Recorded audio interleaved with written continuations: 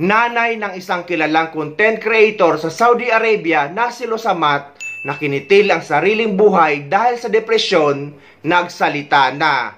Isang sikat na vlogger na banggit sa video na tinuturo ng maraming OFW na naging dahilan ng depresyon ng anak niya. Gusto lang naman mabalaan kung ano gid ang natabo sa imo nga bata nga nakitaan siya dito sa Riyadh nga wala na sang kabuhi.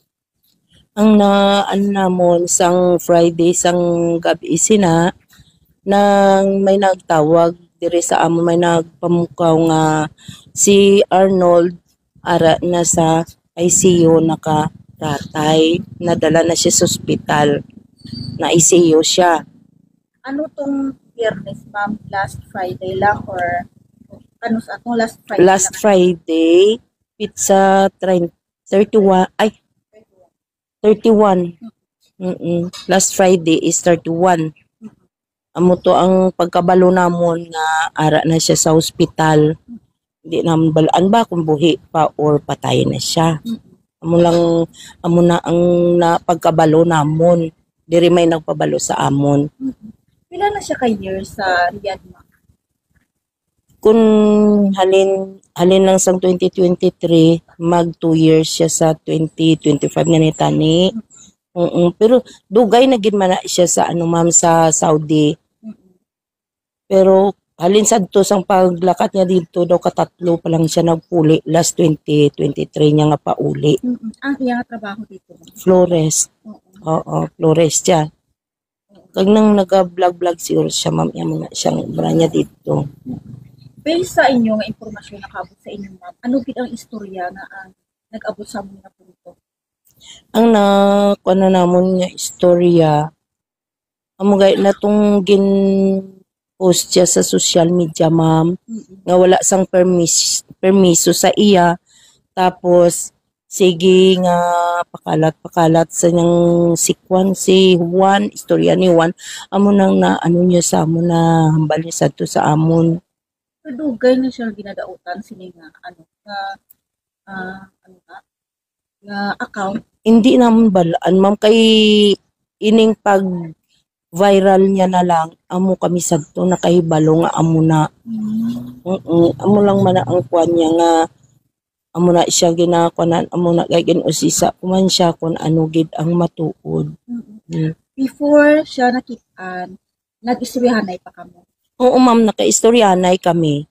Ano ang gimay pang istorya niya sa inyo? Ang istorya niya lang sa akon nga amo na nga palangga niya kami tanan. Amo lang gid na ang naistorya niya sa akon, tapos nagambal sad to nga time nga before siya nagambal siya nga may ipa-asikaso siya sa akon nga kasuhan, pero siling ko sa iya nang singko nga ako gidnoy kay hindi ko man balaan ang sabat sa akon. Niya, alangan man si Lula Pistang paasikasuhon ko na kay ikaw ang nanay ko. Amo na to, ma'am, ang last niya nga akuan sa amon nga istorya sa akon. Pagtawag niya amo na to istorya namon, siling niya dugay-dugay singgin cut niya ang tawag kay may kuanon pa siya mabalik lang ko na nga matawag sa imo liwat. Amo na to, wala na siya katawag sa akon, ma'am. Wala na gid. So after amo na lang to nabalitaan yung ara na siya sa ospital. Amo to sang Friday sang gabi nga ara na siya sa ospital nga naka-ICU. Wala siya sa may ginhambal sa inyo, ginabuli siya o sa ba nga unsa gid kadako ang iyang problema nga abot sa punto nato? Wala man siya nagbanggit about sina, ma'am, basta amo lang tong hambal niya sa akon nga tong ginpost sa social media. Tapos may siya, may threat na siya sa bata sang amo niya nga bag-o nga ara sa Wasim. Paano nag-abot nga nagka-threat siya dito? Ang kwan sa iyabi sa to, may money involved. Mugay itong money involved nga ginbayad sa iya sang iya nga ikaduwa nga employer nga ina nga 40K. Sa peso na siya, ma'am, nga Real. Opo, ma'am. Kaya mo ito nga siling ko, kung makaubra ka dira, bayran mo ina. Siko kay gamay lang man na pilalong man lang nimo na kakwan swelduhan. Amo na ang hambal ko si niya huunay. Siya. Tapos di amo gay itong dahilan ma'am nga hindi siya makaubra maayo kay siyempre gaubra siya nubo ang sahod tapos ang overtime niya wala sang bayad. Tapos ang hambal niya sa akon pagid ang iban ko nga kaupdanan naga pag-abot sang time makapauli man pero siya kung ano nga mga occasion kasal siya ang nagaobra siya lang gid wala siya sang ano di nagaabtan siya madaling araw daw sa trabaho niya pero ginahatag niya ang best niya hasta nga matapos niya gid nga malipay ang iya employer nga nagkuan sa iya. Naghalin siya dito sa bago niya nga amo. Amo to naghalin siya ma'am kay amo gani na tungod sa sweldo kag ang iya nga obra dito patay-patay wala sang bayad ang overtime niya. Amo na basta amo nang kwan ko nabalaan ko kay tanan-tanan may consent na siya sa magulang niya pati tong trip sang bata sang iya nga amo. Amo na nga dito daw sa lugar nga ato dito siya mapatay. Tapos ang kwan sa iya hindi siya makapauli kay nakaband siya.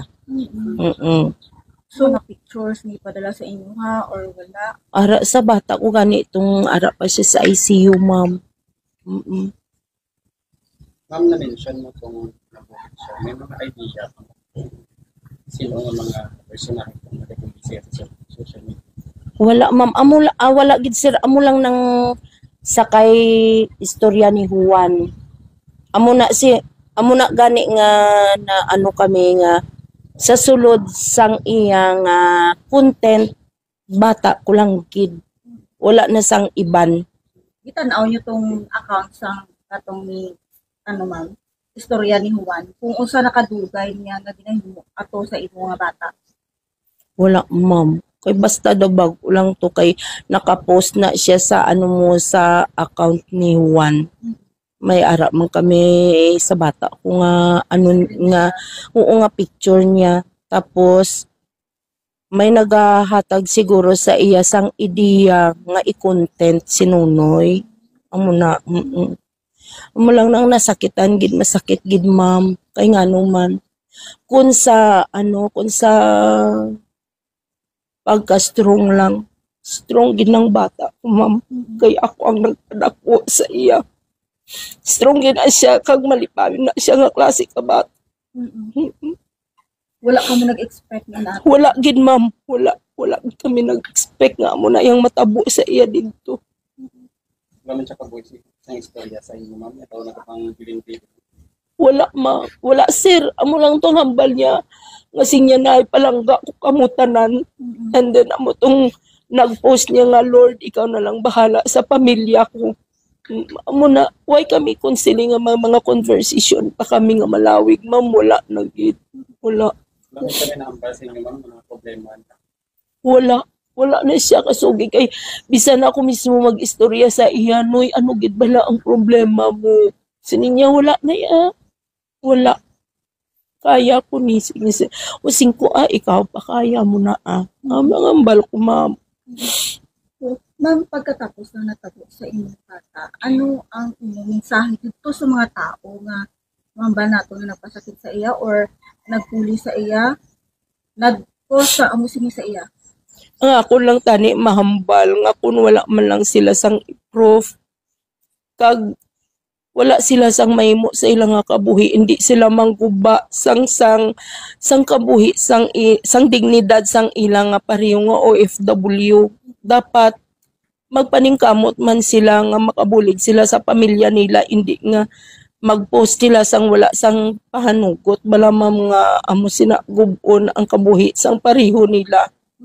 Nang akon ginakuan kagusto ko tani, ma'am, nga mabuligan nyo kami nga kung ano ang kwansina ni istorya ni Juan sa ginhimo niya, kung ano ang mahimo namon nga mabandman siya sa iyang ginapang-obrahan. Kag gusto ko kun maban siya sa tanan nga bansa, hindi na siya makakuan man kay hindi siya maayo nga impluwensya sa mga tawo nga nagaobra sa iban nga pungsod. Ang pangguba amo ang ginahimo nila, amo nang ginakuan ko lang gusto ko man nga mahatagan man sang leksyon kag mahatagan man sang hustisya ang ginhimo nila sa bata ko, ma'am. Ma'am, kung nagapaminaw karon ang mga bata, ano imong mensahe sa iya? Kung nagapamati man subong sinunoy, noy tani ko na nung problema. Nagistorya ka man sa amon pero wala gid tani. Kung ano mga natabo sa imo tani, pabatya ko mo man kami kung ano ang dapat namon nga himuon. Lang na to. Kung sa plano ninyo karon, ma'am, asa na mo karon sa pag-process sa iya mga papers para mapaulit sa Pilipinas? Ara sa uwa, ma'am, ara subong ang bata ko dito. Ang ako lang gusto, ma'am, nga mapadali dahil siya nga makapauli para nga mahahimos manamon siya sang maayo. Mulang na. Pero yung po siya dapat haya. Dari sa balay.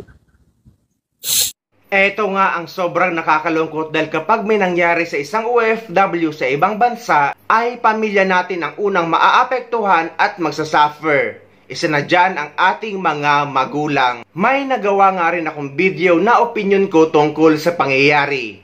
Pero marami nag-comment na masasama daw ako sa kakasuhan at pagbabayari ng 1 milyon. Natawa naman ako doon dahil guys, wala naman tayong sinasabi or binabanggit na masama tungkol sa video. Nagbibigay o nagbabahagi lang tayo ng ating opinion bilang isang OFW at kapwa nila content creator. At isa pa guys, kapag may nagbanta sa inyo na kakasuhan kayo, ay huwag kayo basta-basta matatakot. Dahil hindi porket kinasuhan kayo ay may kasalanan na kayo at guilty na kayo. At magbabayad na kayo ng 1 milyon. At hindi rin porket na ikaw yung nagkaso ay nasa tama ka at walang buta sa iyo. Panglahatan yan guys, hindi sa specific na tao. Dahil si Senator Raffy Tulfo mismo sa programa niya ang nagsabi niyan. Dahil nga sa kakapanood ko sa dami ng lumalapit sa kanya at nagkakaso.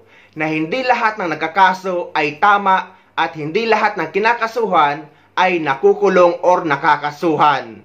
At kapag guys may nagkaso sa inyo na tinuluyan talaga kayo at wala kayong kakayahan kumuha ng sariling abogado, ay lumapit kayo sa Public Attorney's Office sa lugar nyo. At kung isa kayong OFW ay pamilya nyo ang papuntahin nyo sa Public Attorney's Office sa lugar nyo at abogado sa abogado ang magharap bilang representative nyo. At lumapit din kayo sa DMW o sa Department of Migrant Workers dahil bilang OFW ay sagot tayo ng ating gobyerno.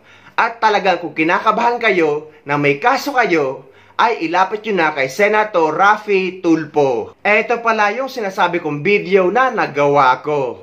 Trending nga ngayon ang pagkamatay ng isang OFW vlogger or content creator sa Saudi Arabia na si Losamat.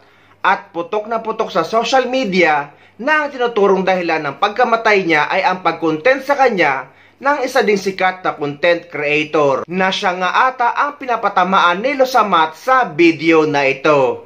Lalong-lalo na sa ating mga kapwa Pilipino na humihingi ng tulong. At hindi niya po trabaho gumawa ng isang video o isang content para ikakasira ng ating kapwa Filipino. Dahil ayon po kay Arnel Ignacio, hindi na po pinaghihintulutan gumawa ng isang video o isa publiko ang problema ng isang tao, lalong-lalo na pag humihingi ng tulong sa OWA. Pribado po yun. Ang tanong for the day: paano pala yung mga ibang Pilipino na gusto humingi ng tulong? Ngayon natatakot na, nahihiya o nagdadalawang isip dahil baka maisa publiko ang kanilang problema at mabash ng mga Filipino. Hindi niya po trabaho gumawa ng isang video o content o isa publiko ang problema ng bawat Pilipino.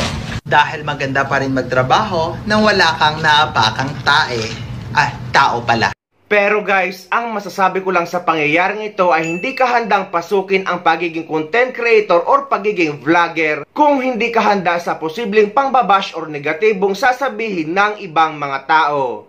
Dahil ang katotohanan niyan, kahit mali man or tama ang gagawin nyo, ay lagi may sasabihin or may masasabi at may mapupuna at kukutya sa inyo.